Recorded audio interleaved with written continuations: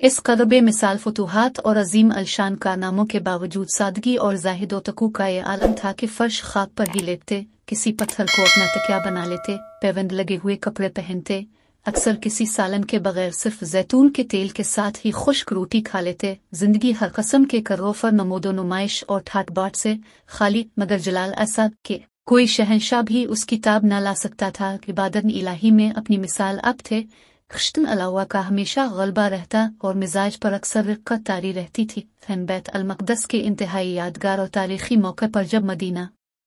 मुनव्वरा में हज़रत अली बिन अबी तालिब अपना नायब मुकर्रर करने के बाद बैत अल-मक़दस की जानिब आज़िम सफ़र हुए तो कैफियत ये थी कि इस तवील सफ़र के लिए बैत अल-माल से महज एक ऊँट हासिल किया गया, जिस पर वो खुद और खादिम बारी बारी सवारी करते रहे। इस वक्त रोए ज़मीन की दोनों ताकतवर तरीन सल्तनतों यानी को फारिस और रोम के मुकाबले में फतेह विंसरत के झंडे गाड़ने और फिर इसी के नतीजे में फहन बैत अल-मक़दस के इस तारीखी मौके पर रूमियों का एक जमान गफ़ीर वहाँ अलिफ़ामिदा था ताकि मुसलमानों के फरमानवा और आस अजीम तरीन फातेह की महज एक झलक देख सकें, जिसने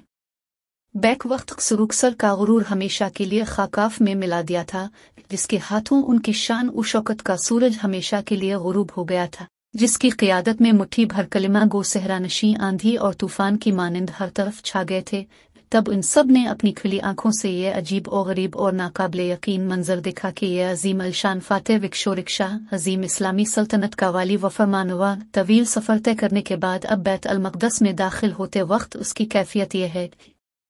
खुद पापियादा जबकि खादिम ऊँट पर सवार, मजीद ये कि इसके जिस्म पर जो लिबास है इसमें 1 2 नहीं 14 पैबंद लगे हुए हैं। और जब इस मौका पर किसी ने लिबास तब्दील करने का मशवरा दिया था तब इस अजीम फरमानवा ने इन ज़र से लिखे जाने के काबिल इन तारीखी अल्फाज में मुख्तसर और दुटोक जवाब देते हुए यूँ कहा था, नहीं ना केविम एज़े नया अल्लाह अब्नालासिलेम, यानी अल्लाह ने हमें जो इज़्ज़त दी है वो सिर्फ इस्लाम की बदौलत दी है और बस।